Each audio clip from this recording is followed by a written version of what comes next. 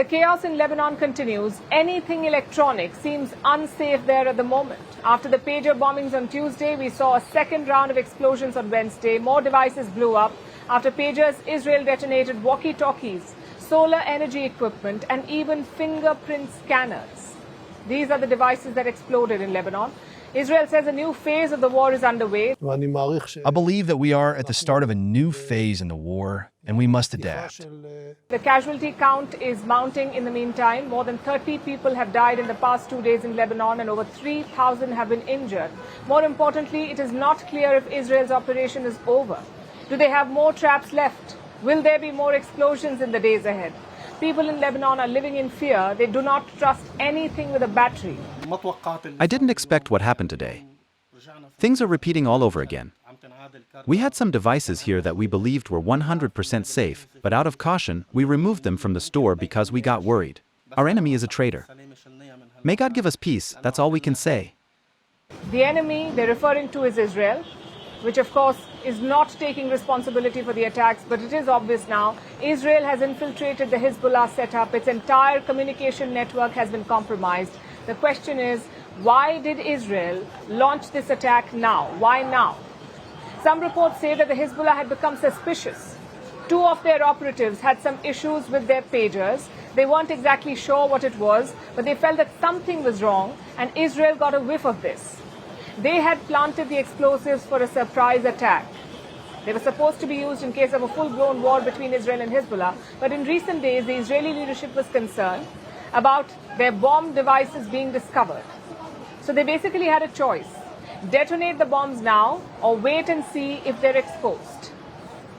So it was a use it or lose it moment. That is how they described it. Finally, Israel decided to use it. They triggered the bombs, and now they're preparing for Hezbollah to retaliate. The Israeli military is dropping hints. That's the IDF, the Israeli Defense Force. It says that it has more surprises in its arsenal. We still have many capabilities that we have not yet activated. We saw some of these things here, and it seems to me that the readiness is good, and we are preparing these plans going forward. The rule is that every time we work on a certain stage, the next 2 stages are already ready to advance. At each stage, the price for Hezbollah must be higher. All eyes are now on the Hezbollah. They have suffered a big security breach. Many members of their military unit are hurt. At least 13 Hezbollah fighters are dead. These attacks have also embarrassed them and challenged their grip on power. Yesterday, the walkie-talkies exploded during the funerals of the victims from Tuesday's attacks. Hezbollah has issued fresh threats now.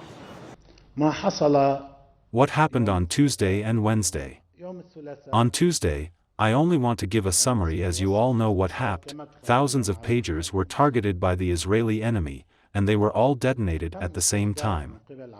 The enemy violated, through this attack, all the regulations, laws, and red lines.